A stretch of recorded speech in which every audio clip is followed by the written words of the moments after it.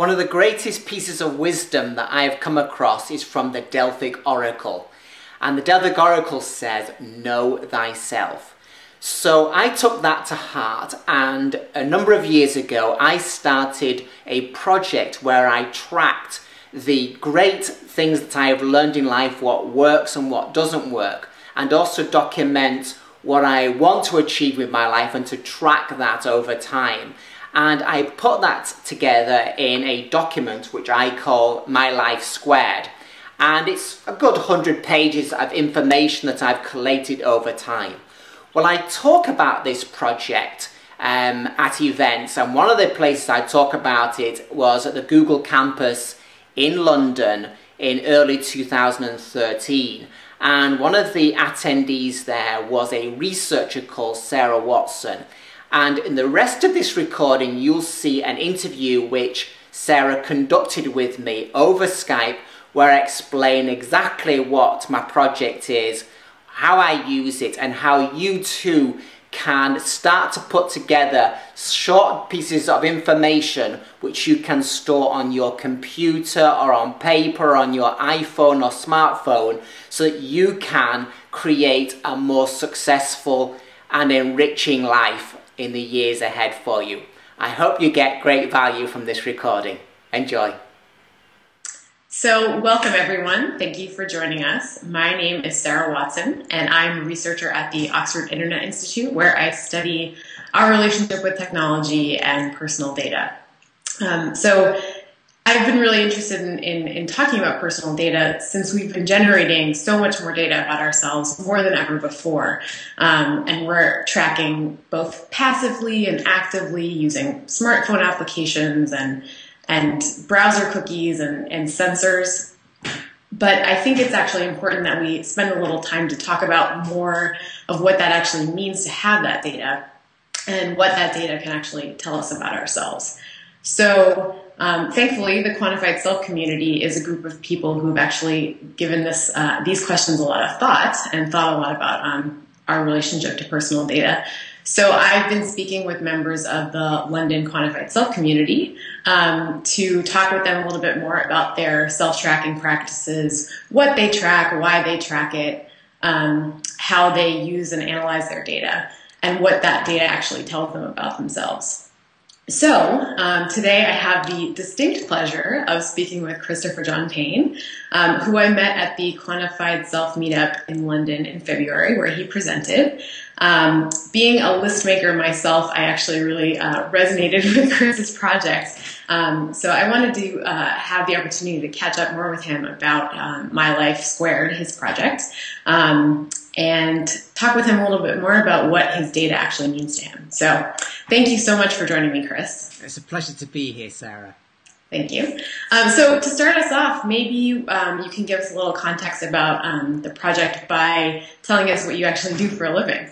Well, what I have been doing for 20 years is I've been selling information products in the UK. So I was made redundant about 21 years ago. And so as a consequence, I thought, well, I'm going to have to set up my own business. And so I set up a mail order, direct mail business in the UK, selling personal development products. Mm-hmm. So I was selling like a speed reading course called Photo Reading. I was selling relaxation devices, CD sets on how to have genius ideas, how to have a better memory, and started from my bedroom, very small room, and then built it into a bigger business with up to 14 staff, 50,000 customers, 250,000 people wrote in or rang us up. I was sending out like 1 million letters a year to people in the UK, so that's letters I'd written, like 16-page letters, in detail about one thing, like how to read fast. And then out of those, if I was mailing, say, 10,000 or 100,000 letters, only 1 or 2% would buy my CD set. But that was a good profit, so that was my business. Mm-hmm. So that is what I've been doing, and now what I focus on a lot is teaching other people how to turn their information that they have in their heads into products, whether that's books, Kindle ebooks, CD sets, MP3 recordings, webinar series, keynote presentations and so on. So that's one of the things I do. Great. So there's a lot of numbers you're quoting there. Yeah. So is some of this kind of stemming from your business experience and kind of doing the management and keeping track of your business? Well, actually, yes. I mean, that reminds me that many businesses, I don't know, I mean, I've only run a small number of businesses, so I don't know to what extent this is true, but businesses work on numbers. We need to measure. We need to measure what works and what doesn't work. And one of the interesting things, like on TV advertising, a lot of big companies advertise on TV, and you ask them, well, what specific result did that actual advert have? And they don't know, and they don't actually want to know, really, because it makes their head hurt. And that was one of the things I want to get onto about head hurting. But in a direct mail business where I'm putting an advert in, say, the Sunday Times newspaper, and I'm paying, say, $500 for that advert, I need to know whether that works or not. Well, that's my decision. Well, when I knew it worked, I did it again. And if it didn't work, I didn't do it. Now, it's very rare that people would do that kind of tracking, but I did. And so as a consequence of doing one advert, then the next, and seeing what works, I end up running 800 adverts in the national press in the UK. And I know it's 800 because everything's tracked, and I know those things, and I'm looking at them and seeing what the results are.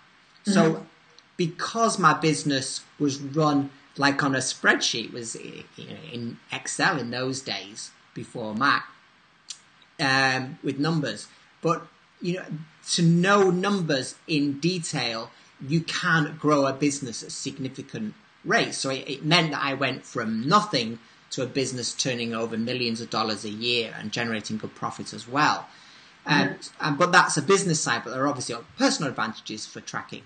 Right. Yeah. So how do you make the jump from the obvious business use of keeping track of things to how that applies to your life, and to give us a little bit of summary of the My Life Squared project itself? Well, yes. So My Life Squared is a set of lists, and this is what it looks like. You can see there on the side. That way might be easier. So it's a binder with pages, and what it consists of is a series of lists. So it might, it can be movies that I watched, books I've read, books I want to read, countries I've visited, dumb ideas I've heard that people have told me. It's like that really bad advice I've been given, because I've been given some very bad advice, some very good advice, dumb things that I have done, silly mistakes that I have made. And what I find is, and where that helps is, and there's a lot to talk about here, but we can really live in three places at any one moment, which is the present moment. So like, here I'm with you right now. Or I can be in the future, worried perhaps about what's going to be happening down the road. Or remembering the past in a nice way, thinking, well, that was a great thing that happened. Or that was a bad thing that happened. So those are like three places. Now, if we look really where we want to live, which is in the present moment, which is now, my sense of myself now is going to be based on past memories. Do I feel safe? Based on past events, do I feel safe speaking with you? Do I feel content in my life? Do I feel settled? Do I feel optimistic about the future based on successes in the past? And what we know is there are some people who you say, well, I'm really worried about, the next year. I don't know whether I'm going, and you say, well, hang on a second. You've run 3 businesses in the past. You've been very successful. You've got this family behind you that thinks you're wonderful. You've done this project. You've been volunteered on these 3 things over the last 20 years. And people forget those things. So in the moment, we can forget our past successes. So for me, just for fun, I started to track accomplishments and things like that. So somebody would say, do you know something? I've been to like 12 countries around the world, or 15 countries. And I'd think, wow, I've only been to about 6 or 7. Yeah. Until I actually sat down and thought, well, how many countries have I been to? Yeah. And I wrote down... I don't know off the top of my head, so... Well, I wrote down 22. Well, 22. I mean, it's low for some and it's high for us. But actually, I thought, wow, I've been to 22 countries. And so it's useful to know stuff. And it's not really that majorly important how many countries you visit, but it helps. And it's interesting to know, gosh, I read a lot. Like generally, I think I counted number of books read in a year. And I read like 70 books in a year. It's like, wow, I don't know that unless I actually count. And people say, well, I think I remember these things. Well, my experience is we don't, because when I guess a number from the past, I'm amazed at how wrong I am. Just like I guessed that I'd visited, say, several countries and actually visited 22. It's like, wow. So I thought, well, how many books do I have on my shelf? And I thought, 500. So I thought, well, why not count them? And it doesn't mean you don't want to. It's like, all the bookcases are the same size. And each shelf is the same. So I just need to count a couple of shelves. And so I counted 2 shelves. And then I multiplied up the number of shelves in a bookcase and how many bookcases. Very quickly, I came to 1,300 books. It's like, wow, that's really interesting. I've got 1,300 books. Now, most people don't have that. So numbers is a differentiator. Now, some people would react negatively and go, God, you've got 1,300 books. That's insane. That's not me at all. For others, it's interesting and like, oh, right. And it frames me in a particular way. And so when I'm looking for credibility, numbers help. Certain numbers matter. If we're going for a job interview, there's a friend of mine who recently showed me their CV, the curriculum vitae. What do you call it? A resume? Yeah, same thing. Well, what do you put on it? Well, one of the things you do is you put down some of your accomplishments. Mm-hmm. Well, if you don't watch out, you end up saying, well, I think, okay, I'll list 3 jobs. And you don't really go into much detail. But if you actually really sat down and thought it through, you come up with some really interesting projects that you'd been involved with. Mm-hmm. And by using numbers, it's like this friend of mine said, I'm very interested in photography. Well, how many pictures have you taken? Exactly, there you go, and you beat me to it. Well, I know that I've taken, the last count was 33,000 photographs. And, most of that is of my children, because I have children. And when you have children, you take lots of photographs. So I just happen to have, so as soon as you quantify, it enriches. So for him to say, and most of them are of children, or most of them are of birds, or most of them are of travel, because I've visited 20 countries and I have a series of websites, so I know how many pages I've written. So one site I've done 160 posts, and I know that one page has generated 70,000 page views. And these make a difference, and they impact me, and they affect the way that I make decisions for the future. Mm-hmm. Because I'm aware of what I'm interested in. So not only am I interested in certain things, but I'm aware of what I'm interested in. Mm-hmm. And that's what's called the meta level. So this concept of metacognition, which is thinking about thinking. Okay. So it's interesting to me not only to know to actually be clear what I think about, and what do I spend my time thinking about, what do I talk about a lot. So I have a list which is my fascinations. I list what am I fascinated in. And what's interesting is that I forget certain things. So I'll write something down and then I'll refer to it and go, wow, I'd forgotten that I was interested in that, because right in the present moment, I have working memory. So I can only really handle so much right now. Like when I'm talking with you, I'm not thinking about my children. I'm not thinking about the heating. I'm not thinking about food. I'm relating to you, thinking about your audience and what's interesting to you, and generally a few things that might be useful. But everything else has to take a back seat. Mm-hmm. So from a moment-to-moment perspective, we're not aware of just how much we're discarding to be in the moment. Mm-hmm. So I would say to somebody, I've created like 80 products. So I have ebooks and CD sets and workbooks and so on. And I only know that from counting. So somebody will say, if I speak to somebody about writing a book, I'd say, I'd love to write a book, but I wouldn't know what it's about. Mm-hmm. So they're stuck then. It's like, okay, you're stuck. You want to write a book, but you don't know what to write it about. Okay, well, go and watch TV, so they want to go and watch TV or something. It's like, well, let's sit down and think about it. Now, if I sit down and talk to them, they'll suddenly say, well, I'm really interested in this, and I'm interested in that, and I've had this amazing life experience, and they'll suddenly, after about 15, 20 minutes, you'll go, wow, there's about 4 books there. And they go, wow, I hadn't thought about that. So the only thing you can do then, so we can see that through a process of discovery over 20 minutes, we cannot find that anybody would find a book that they could write. But often they can't do it on their own unless they have a systematic process. Mm-hmm. And then there's a process of refining. But then it's like, unless you then write those 4 down, let's say you come up with 4 titles, by tomorrow you've forgotten that we've had the conversation where you came up with 4 book ideas. Mm-hmm. And within a week, you might have a conversation with somebody and say, yeah, I'd like to write a book, but I've no idea what it would be about. Now, somebody watching this might say, no, I wouldn't do that. If I came up with 4 book ideas, I would remember a week later. Mm. Well, that's not my experience, because my experience is if I come up with a brand new idea for a book or an ebook or a course, within 4 hours I might have forgotten it completely. And I don't think I have a bad memory. I think I just had the same as anybody else.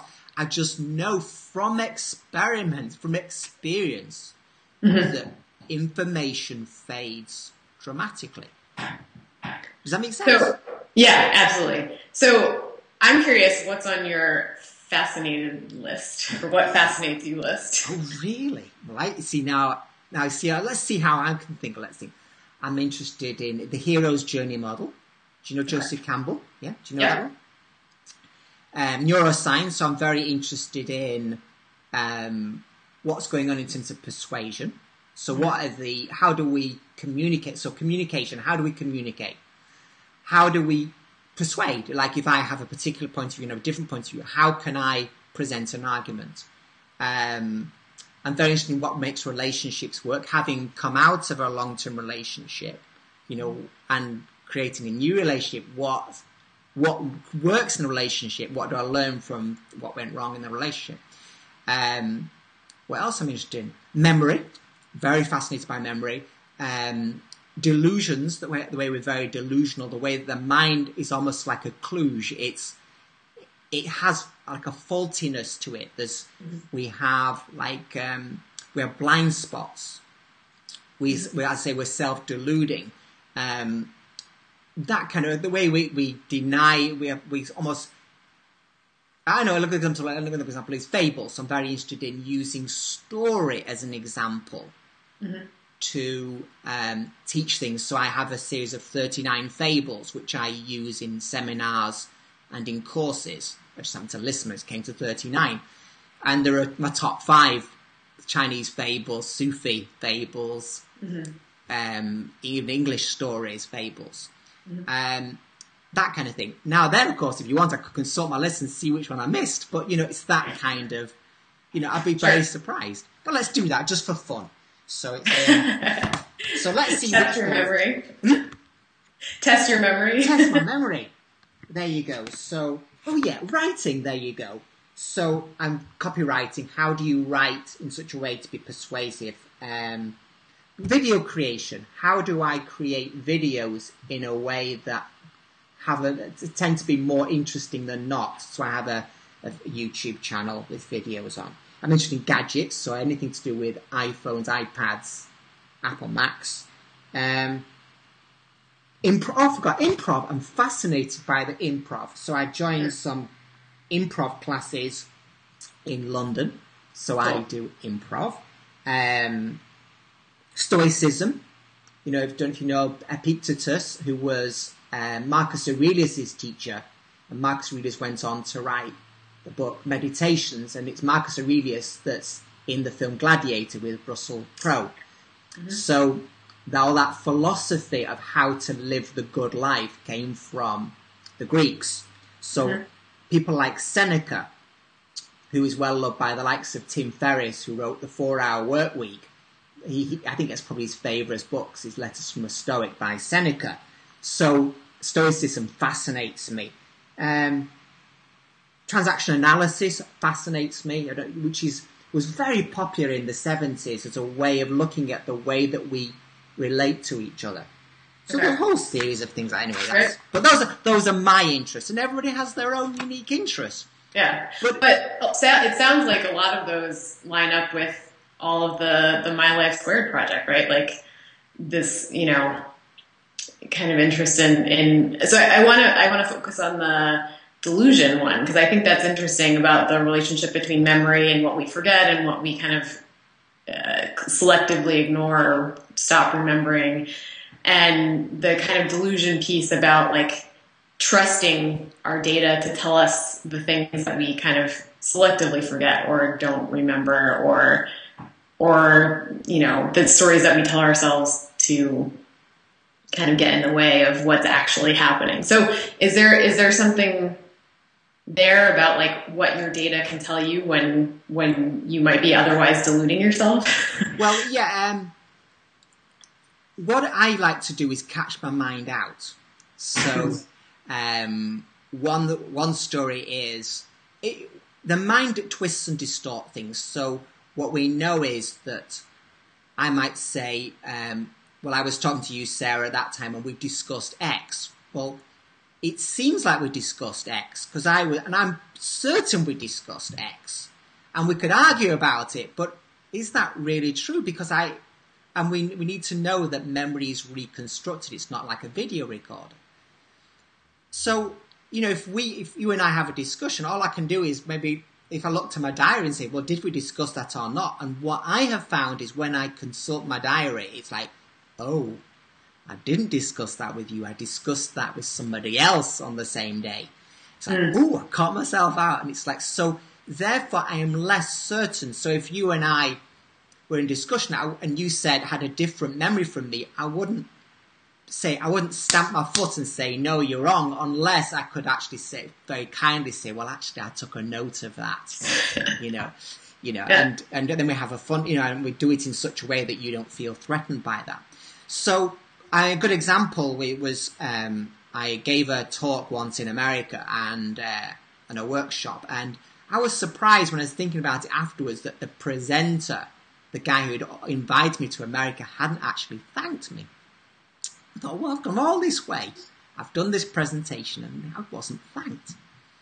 Until I happened to look in my diary, because I type up about 500 words on average each evening, 300, 500 words, just roughly what I've done and how I feel about that, my sense of self. And found that he came up to me and said, thank you so much for all your contribution. It's really fantastic having you here. You've made a big impact. It's like, wow, it's like, I didn't know that. Isn't that fascinating? So it was good that I could then encode that somewhere and actually make a note of that. But equally, by telling the story, having logged that as a times I caught my mind out list, I think I've got that and I'm delighted. So I don't judge myself that I could beat myself up as people do. They're very critical of themselves.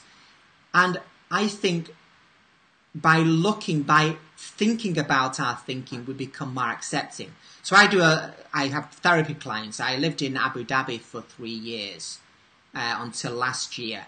And while I was there, I was the resident therapist for the town. And I had a lot of expatriates, which are English, American, New Zealanders, Australians, came into the town, mostly teachers, but some of them engineers and doctors and nurses. And, the expat community would come and some of them would come see me. I got fully booked at one stage. I was doing somebody did 80 sessions all in one fell swoop over a period of months.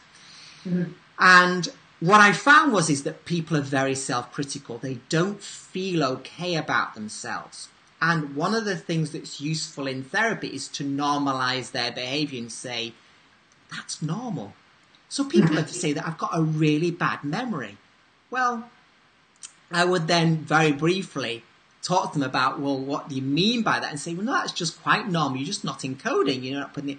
And by taking each of their self-criticisms, self-judgments, and then looking at them in detail and then saying, well, actually, that's quite normal, then they feel okay, and they suddenly go, gosh. And so they're able to leave the therapy session feeling much more grounded and okay, which means that they create more boundaries in their relationship with their partner. They create more boundaries with their children. They take more risks.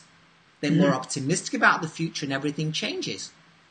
So is there, that's like a one-on-one basis, and where you're dealing with somebody, with a particular concern, but I'm wondering, I'm interested in this idea of normalization and whether data helps us kind of normalize our view of ourselves. If whether or not it's about like looking at your weight and saying like, well, my BMI is normal or not, or, this, like, what's the relationship between my self data versus like aggregate data, and whether or not you think about it that way? Is that fair? Yeah, I don't understand how to answer that. I'm not sure what you mean. Well, because you're talking about... Talk about yourself. What about we just keep it personal then, or to what extent you're willing to be personal, then I can sort of want to get inside your head a bit. Well, I'm curious if we think about tracking our own data so that we can understand what a normal data point should look like. Like, is that something that you think about when you're talking about normalization, or is it more just to say like, yes, it is normal to have a bad memory, and that's like what's important, just to say like to get past the self-critical point? Well, I'm sort of not sure where to go from it, but why not just try somewhere? Well, firstly, okay, let's say I weigh, because I'm in stone and pounds. So let's think of an overweight. Let's think of a man. Okay, a man, and I weigh, because I don't know. I think in terms of pounds how many I weigh, but let's say what would be a heavy weight? Because I think of like 15 stone, and I try to multiply by 14 or something. So like 200 like 200 pounds. Sure, yeah. 200 pounds. Yeah. Okay. So firstly, am I aware that I'm overweight? Now, what we know is that the data shows that men who think they're a little bit overweight are actually quite overweight. And quite overweight men are grossly overweight. So they bring themselves a notch down. If you break down overweightness, as it were, into a series of distinct categories, they're one out or more. So there's a delusion anyway immediately in terms of let's classify. So of course we sort of layered it to bring ourselves to sort of make ourselves a bit more normal. So firstly it's like, okay, I'm 200 pounds.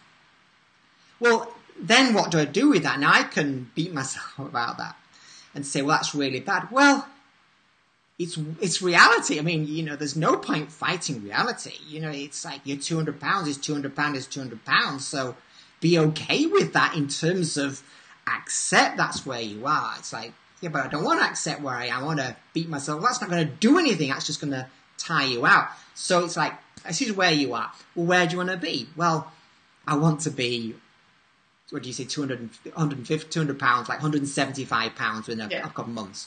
Right, well, what are you going to do about that? Well, I don't know. And of course, the reason he doesn't know is it requires him to think, and we don't want to think. We have a prefrontal cortex, this thin layer of brain material over the full brain, which really occupies 4% of brain matter, and really it's very finite, the amount of time we can really allocate to thinking in a day, generally 1 to 2 hours. And often people usually it's the end of the day and they're thinking about their weight, and it's like they can't even think a solution It's like people go home from work and their partner says, what would you like to drink? Would you like a cup of tea or a cup of coffee? And somebody's just, I can't even decide. You decide for me. And you sort of think, well, that's insane. Well, no, that's the prefrontal cortex just whacked, and all we can do is just flop. So we're burnt out. So we reach that. So good decisions to make about what am I going to do about what is best early in the day. And stress burns out. And we're in a stress society. A lot of people are very stressed, and that really burns through our potential thinking process time. So we've got the morning where we can think through. So we say, okay, we want to lose some weight. Well, what are the steps I'm going to do? And then we need to use tricks. Because if I don't watch out, actually, I don't really lose weight. And then I can say, delusion, I didn't really want to lose weight anyway because I'm actually happy the way I am. My wife likes me like this. Mm-hmm. And also the other thing is, I feel what we need to look at as well is, I spoke to some obese people and they're very safe. They were, like a woman I worked with, she'd been attacked when she was younger. So she felt a lot safer being a big size. But if there's a decision, then I would say, yes, we're going to do something. Then it's tracking the process and having a daily habits. So I use an app on my iPhone called Lift. And there's another one called the Habit Factor. So what I found was I just said, I want to be fit. I want to do press-ups every day. Well, what I found in the past, I would do press-ups for 2 days in a row and then stop. And then 3 months later, I'd do it for 2 days in a row and then stop. Mm-hmm. So now there's should I beat myself up about it? Well, yes, I could. I could, you get a stick and hit myself, and then maybe that will encourage me to exercise the next day. But it doesn't. So there's no point being judgmental. It's saying, okay, this is the way the system works. I need some kind of process. So I use it. So I use the Lift app. So I have a list of things that I agree to do each day. And one of them is press-ups to exhaustion, which isn't very many for me. But, and so... Start somewhere though, right? Got to start somewhere. So what I do is I will do that. And then it's called a streak. So if I do 7 days in a row, it's called a 7-day streak. And if I do 20 days in a row, it's a 7-day streak. Now, if I do 20 days in a row press-ups and then stop and miss a day, I'm back to 0 again. So then I've got a 1-day streak, 2-day streak, 3-day streak, 4-day streak. So what's wonderful is to carry on a streak. And on an app, you get rows of green lights, you see, unbroken. So there's the visual feedback, yeah. Yeah, so I thought, okay, so I did a list of about 15 things I wanted to track each day. And I thought, I wonder what happens if I get to a 100-day streak. So with the app, you mean? With the app. It would be explosion or something. And I thought, well, I wouldn't know unless I tried. So when it's 1 o'clock in the morning and I want to go to bed and I haven't done my press-ups or my sit-ups, do I... Forget it, I'm just going to go to bed. No, I'm going to do them. It's not going to take long. So very reluctantly, I will do some things that I don't want to do. But they don't take very long and I do them. So I end up with a streak. Well, when I got to 100 streak, I got an email from one of the researchers at the Lift app and put me on an inner circle email list. So I get sent questionnaires and things. So it's like, oh, there is something from that. So now I've got over 100 streak. Now, do I give up? And I thought, no, let's keep going. So I'm now at 170-day streak. Wow. So the incentive now is to keep going. Now, once you get to that point, you carry on. It's the same with weight. Unless you're prepared to trick your mind with something like that, like an app like that, you're often not going to do it. So all I can say is I've done press-ups for the last 170 days without fail. How many can I do? I can only do like 35. That's it. Not many. But, I can do that. More than I can do. Well, yeah. But I started like 3 or something at day 1. And then that encouraged me to get a chin-up bar, which is a bar that you hook round the top of a door. And then you don't need to screw it in. I can lift myself up. Well, when I got that, I could do one lift. I could lift myself off the ground above the bar once. The next day I could do 2. It's like, oh my, but there's no point judging myself, but I can do like 18 now. And it's like, and to be able to track that and remember, it's like, it gives me a sense of satisfaction. Sure. And that's, so are you tracking both the day and the number? Yeah. In this app? Yeah. Well, I don't track the number because the lift isn't interesting. It's just, am I doing it or not? It's something like Habit Factor. I could actually track the number, but it's not actually really very important. I think the only reason for numbers for me is to actually see that I make progress and then use that to encourage other people. And the reason to say is, yes, you may only be able to do 2 press-ups, but that will increase and you'll be surprised at how many you start to do over time. But yes, I have tracked it in the past when I did it years ago. Yeah. So that brings up an interesting point that I wanted to talk about. Is there a difference, or what is the difference between tracking these kind of really quantitative things like how many push-ups or sit-ups and, just the act of tracking the activity itself, or, these like really qualitative lists that you have about like movies and things like that. They're not really, numbers driven. Do you see there's a difference between what you track and how you track it? Yeah, I think that, each thing I do is for a different reason. So, the Lift app enables me to make sure I stay fit and I keep doing it on a daily basis. But the other thing, there's a lot of research on willpower now. So there's a book on willpower. And what we know from willpower is having a habit and doing it every day, no matter how trivial, affects our willpower in other areas. So, does it really matter if I miss a day or press-ups? Not really in one respect, but what the research seems to show is that the fact that I'm doing it daily has an impact on other areas, so it leaks into other areas, and that interests me. And that motivates me to carry on. So I tend to speak with more, like I had a client recently says, Chris, you speak with such certainty about what you're planning to do over the next few months, which surprised me because I didn't know that. But so I know what I can do and what I don't do, and I have a backup system which ensures that I do what I say I will do, up to a point. I mean, obviously there are things that I fall, I make mistakes with, but there's, I feel I've got some good systems there that keep me on track. So is it kind of like self-accountability or? Self-accountability. Yeah. Yeah, I mean, really, it's, what matters is, really for me, it's this sense of, am I happy, content and satisfied with my life now? And I am. Is my life going the direction that I want it to go? And it is. And the lists and the quantifying things helps in that way.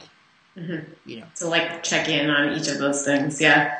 I mean, I used to have a tummy. It's like, there was some flab, but there was no definition in pecs. I don't even know what these are. That just doesn't interest me. But through the process of dating, it's like, well, there's a motivation to do something. And so from nothing, it's like, okay, well, I will do these exercises. And when I look in the mirror, it looks good. It's okay. It's not, I'm not a 6-pack guy. But it's, it all impacts my sense of self and self-worth and confidence and so on. And I like that, Great. So it sounds like, when you decide to track something, it sounds like it's kind of goal driven or kind of, it has some use to you, right? Like you're not just coming up with, or I guess my question is, how do you come up with the thing you want to track? Like, what's the next list that you create? Well, I only want to track something that's actually going to makes a difference. And there's some things I started to track and I thought, well, actually, that's not interesting. There's something that's tracked and got some information from it and thought, well, I don't need to track that anymore. So I think about the tracking. So I think there's some level of thinking about the tracking, and is this valid to keep doing it? Mm-hmm. So it seems to me that what I'm tracking makes sense, and I'm happy to do that. Mm-hmm. Do you have examples of things you've stopped tracking? Things I've stopped tracking. I'm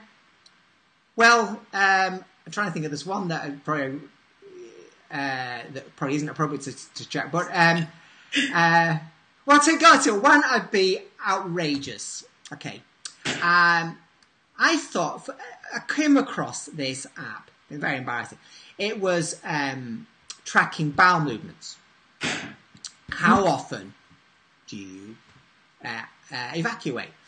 And I thought, well, for the sheer hell of it, I had a point of view about how I evacuated my body and how often. I was totally wrong.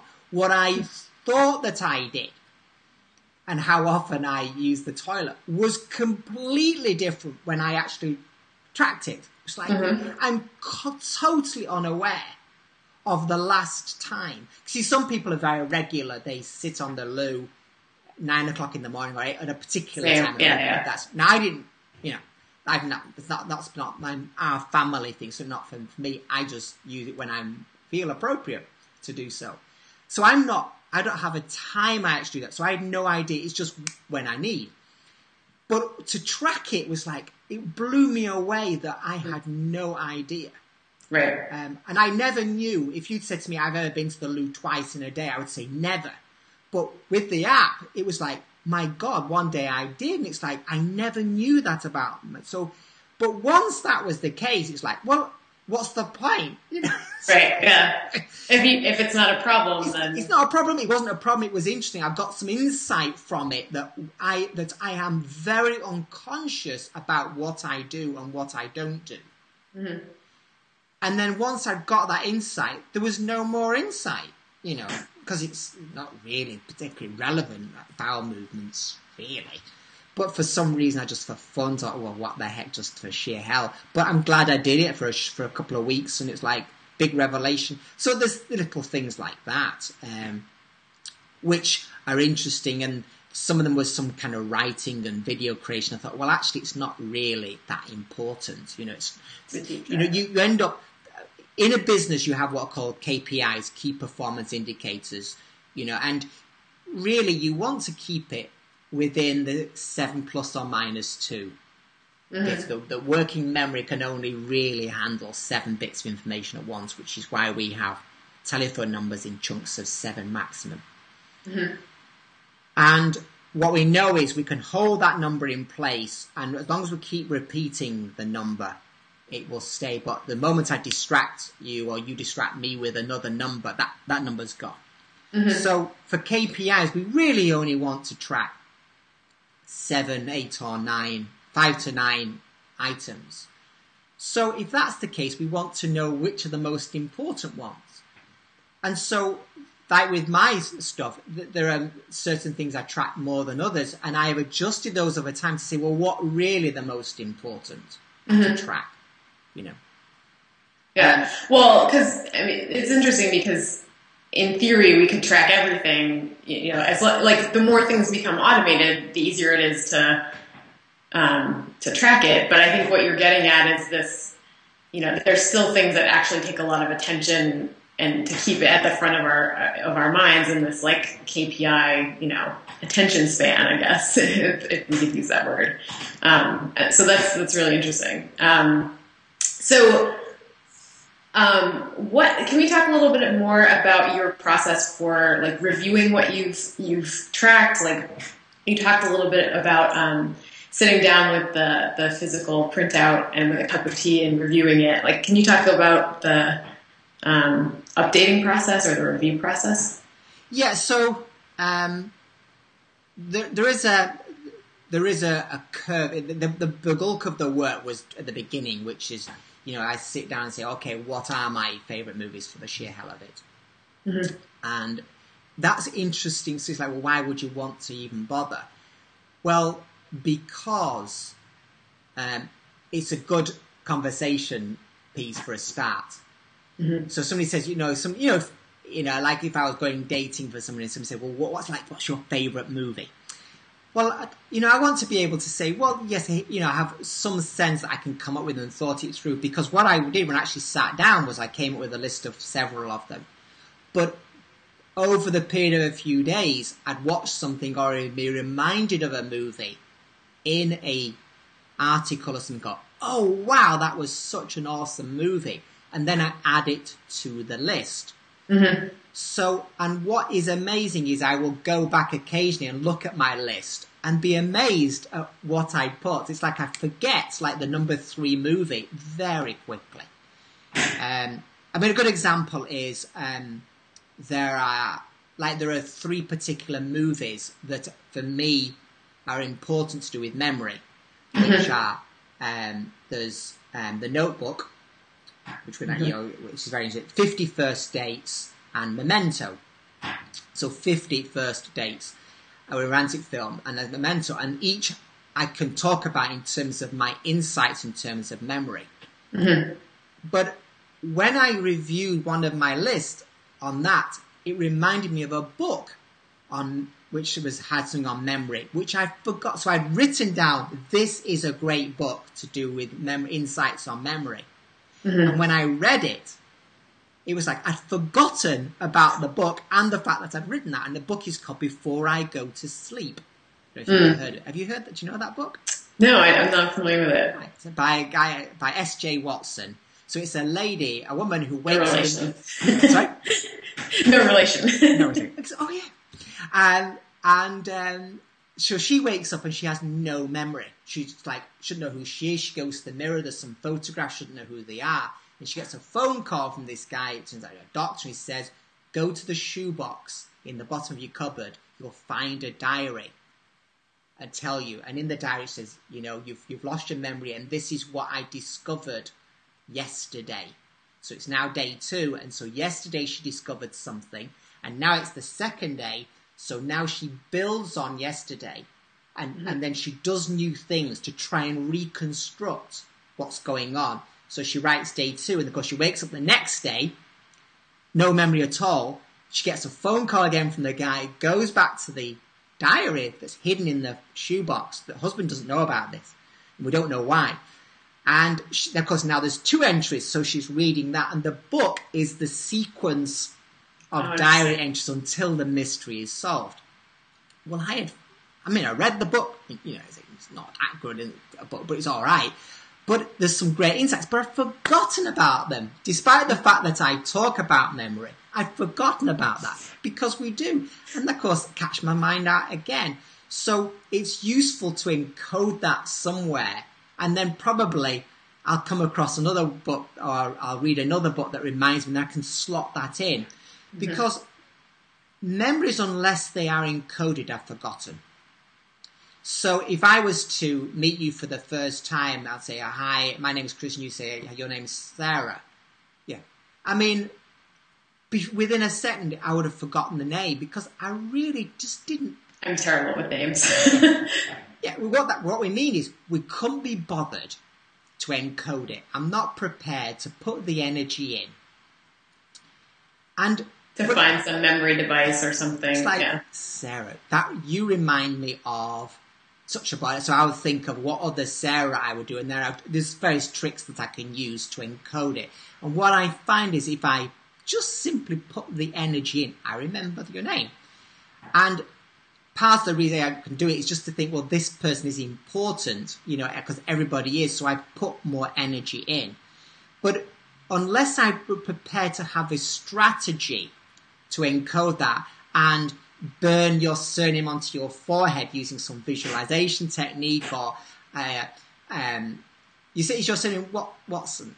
Yeah. So of course, and so I would think I'd imagine you with, say, a magnifying glass and a deerstalker hat. You see, yeah.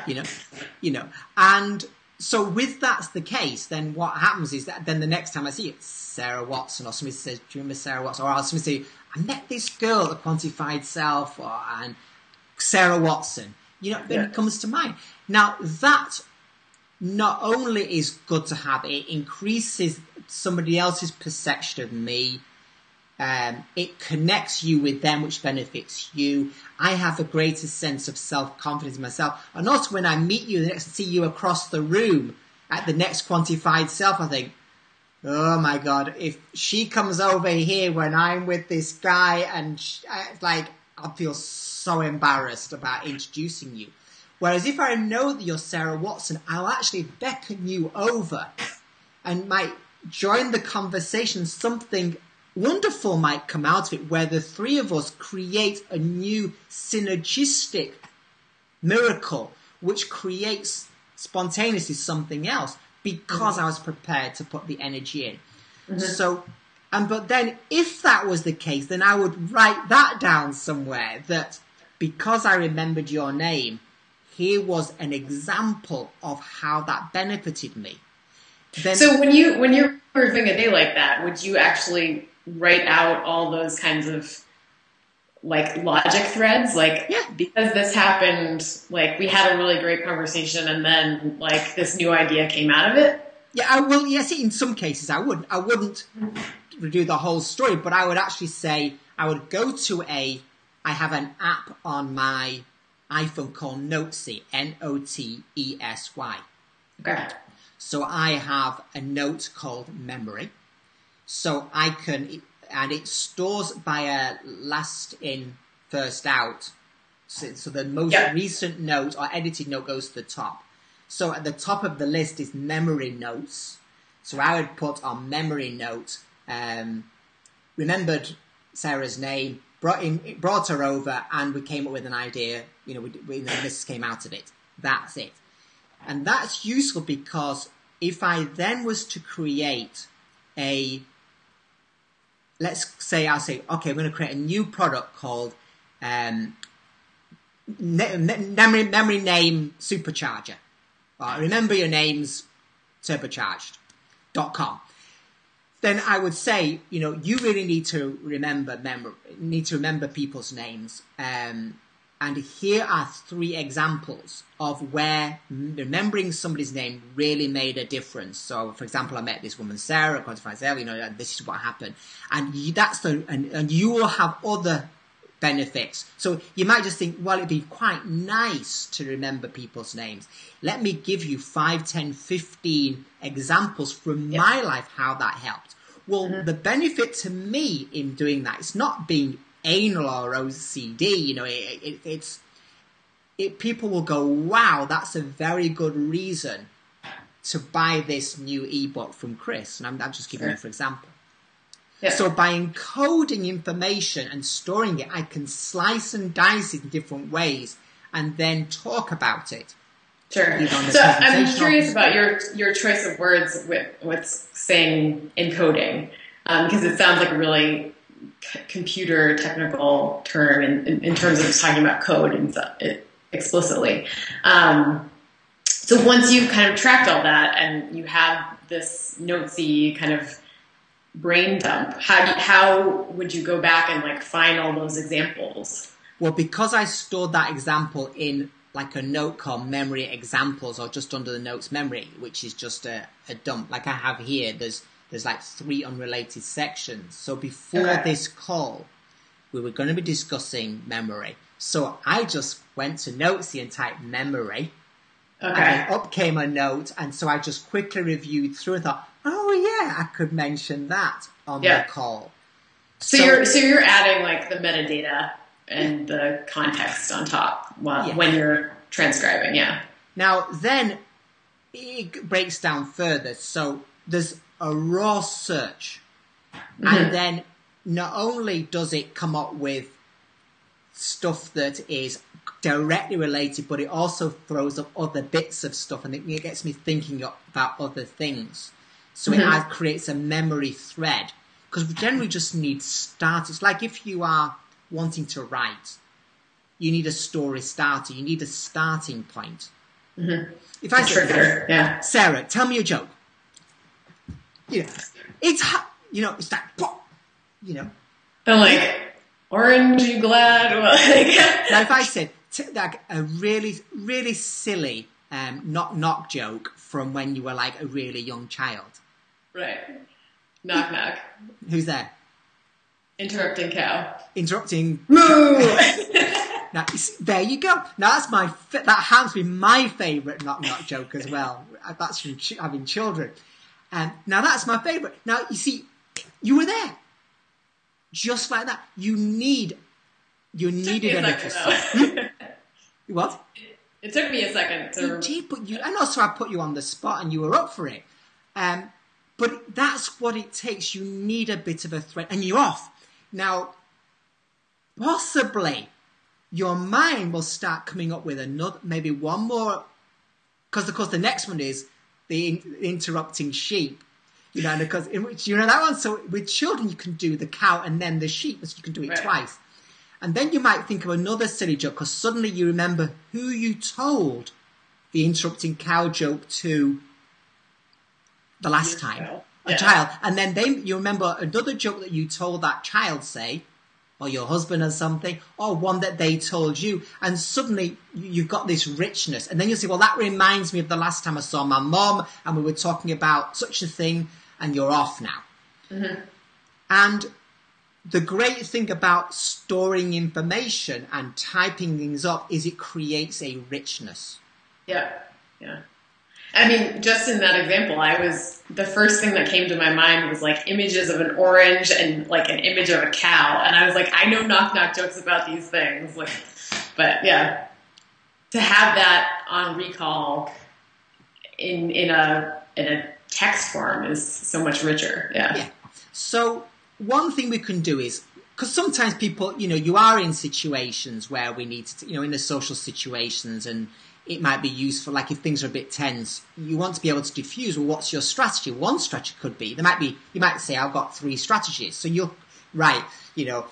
in social situations, fun things to do in social situations might be a list. You say, tell a joke, play charades, something like that. And then you have another list. You don't necessarily explicitly write the list, but you say, well, what kind of jokes are there? Well, I have a list in my head, not written down, which is knock. The thing was child jokes. Then we could have said sexual jokes, inappropriate jokes. Like what do you call the word? I can't think of the word. That you just don't want to it's like we don't want to put this on this recording. Oh yeah. But there were jokes that as a list, that were just in private, as it were.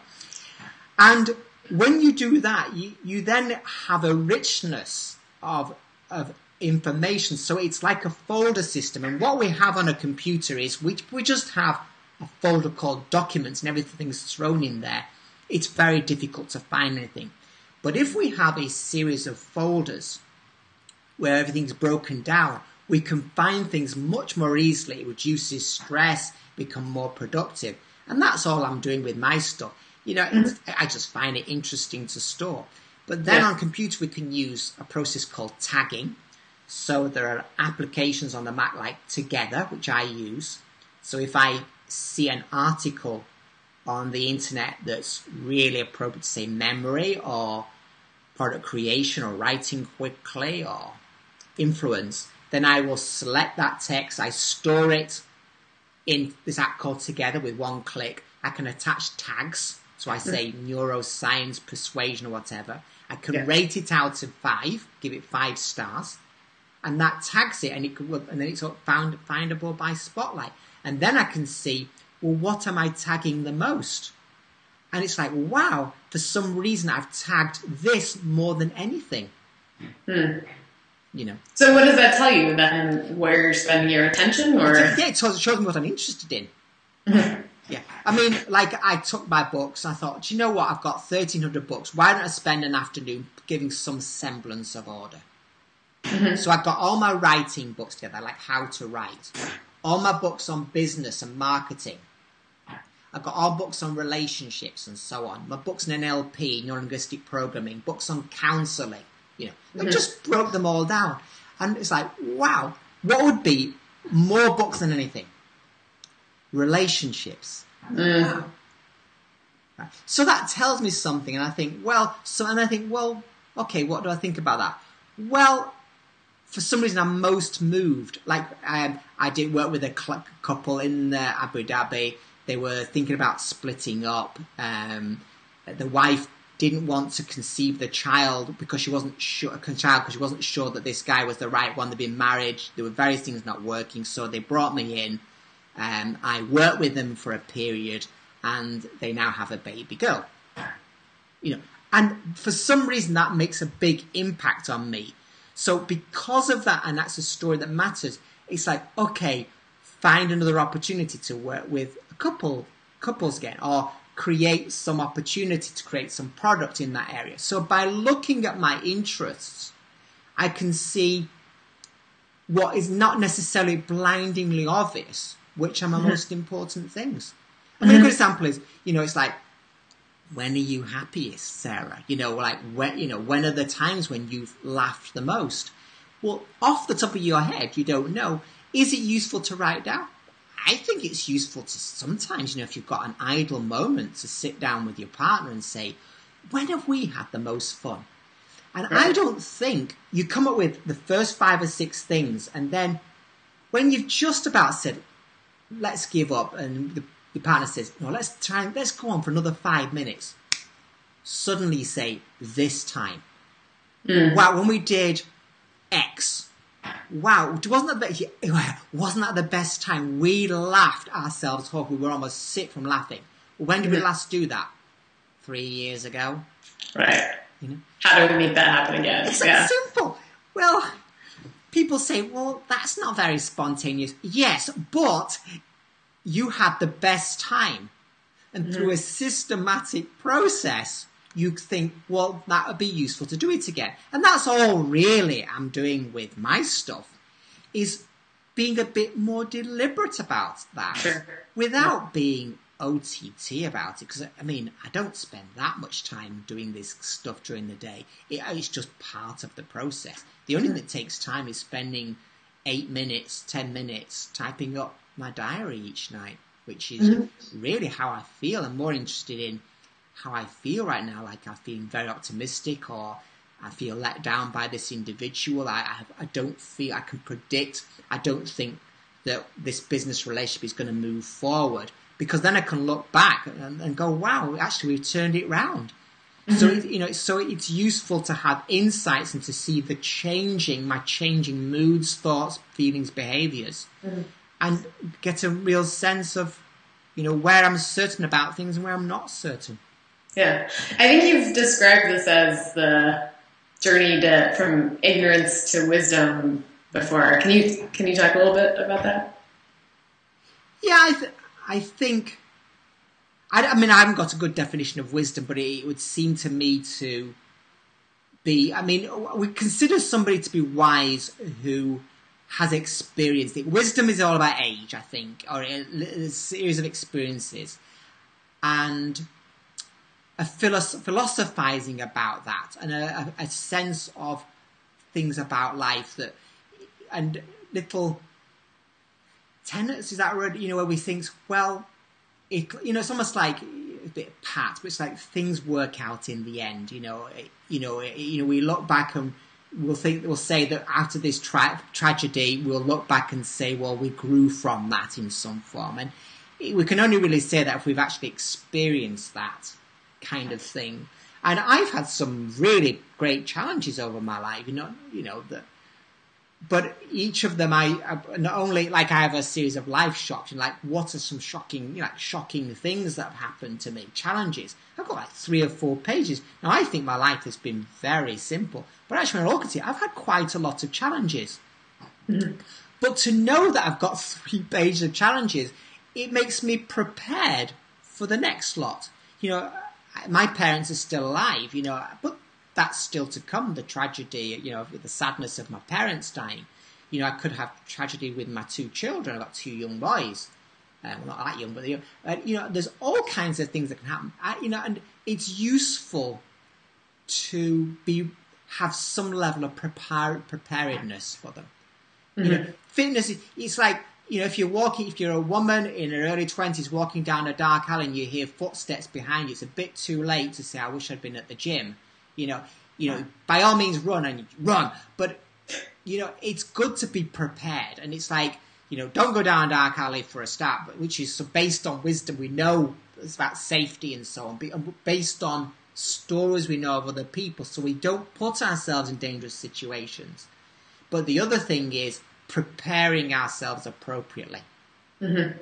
So am I ready at any one moment? Like, wherever I go, I always make sure I've got money in my pocket without fail, because occasionally, once or twice, I thought I'll go out and I'll never need to have any money with me.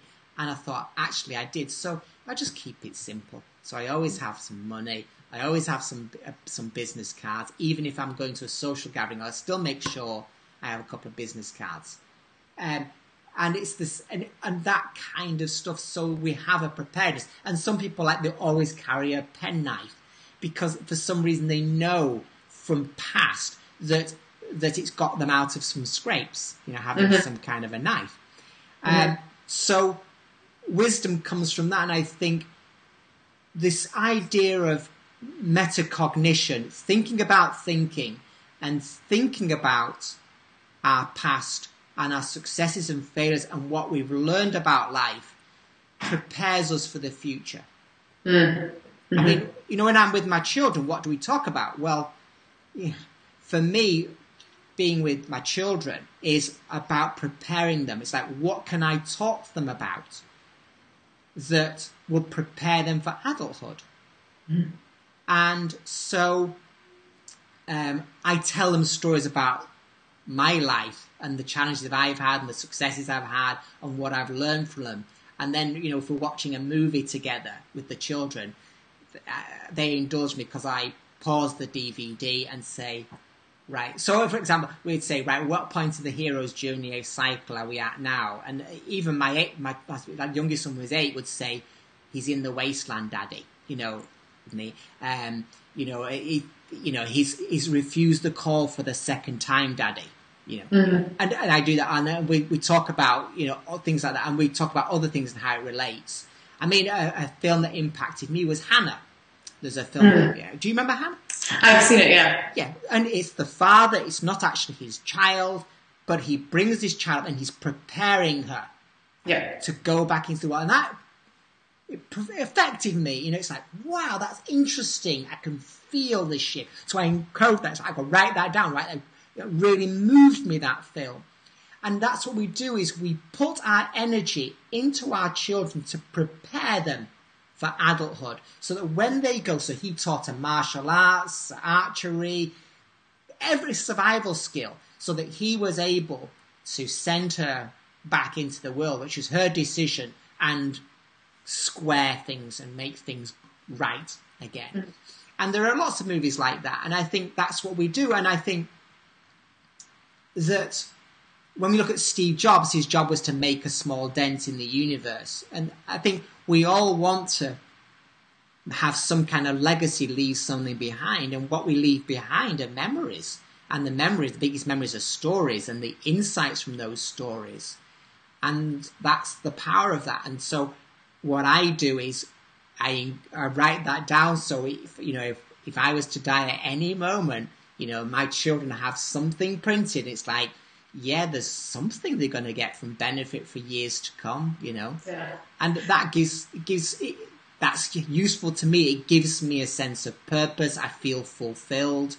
If suddenly I found I had 24 hours to live, I wouldn't feel I've not really lived, Yeah.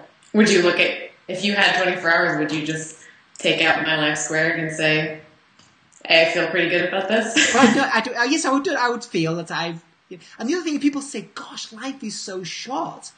And I understand that, because we're in the experiencing self. We're in right now, which lasts several minutes. We get this sense of the present moment. And people say they have a short life and they might be 70 years old. Well, I think they're wise. And it's like, wow, life is over so fast. And there's a sense of disappointment, regret. But what I have is, because I've said, well, what do I remember from the age of 0 to 5? And I wrote down some of the things I remember from 5 to 10, and what did I remember from 5 to 15. And I think about my past. My life is so long. I just feel I've been on this planet for such a long time. I've done so many things. You know, I mean, because even simple things like 22 countries, you know, all the books. I look at all these books and think, wow, I've read those. I look at my CDs and think, well, there's 400 CDs I had at one point. I've listened to them all. I've enjoyed them all. The different relationships I've had, the people I've met. It's just astonishing. You know, the richness, the amount of time I've been. So for me to have 24 hours, well, crikey. Yeah, I'd rather have more than 24 hours, but boy, it's been a great ride. Great. And that's what it's about. And yeah. So I think that's very useful to have. And that, for me, is helpful. And, you know, equally by being consciously aware that I could die at any moment, being prepared. So I keep my affairs in order. So if I was to suddenly die in a car crash, it's not like it's insane. You know, there's actually a file I have, which is, you know, simple file saying, you know, in the event of my death, this is all you need to know.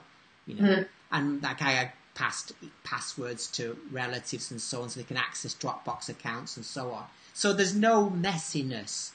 Yeah. But equally likely, I've got another 40 years ahead of me, so I can make the most, you know, of the time. Just have fun, you know, because I know what I like to really enjoy doing, and and so I make sure I do it. You know? Right, you might as well spend your time doing what you love. Yeah. Great. Well, I think this is a good place to stop. Thank you so much for talking with me today, Chris. For background, if people want any more information about My Life Squared or your work, where should we send them? Oh, thank you. Yes, so my website is ChristopherJohnPayne.com, and Great. Payne is Payne. If they, at the moment, they're welcome to all my list. If they want to see the list of my Life Squared, at the moment, from memory, it's ChristopherJohnPayne.com/QS for Q for quantified, S for self. So they're very welcome to access that, Brian. And get it quick, because I will actually remove that at some point, because it was there just for the London group that I created this list, and the videos there from the London meetup as well. And then thank you very much for you taking your time to create this call. It's been great. Great. Thank you so much, Chris, and I hope to see you at the next Quantified Self London meetup. Yeah, I hope so too. Bye, Sarah. Great. Thanks for your time. Thank you. Bye.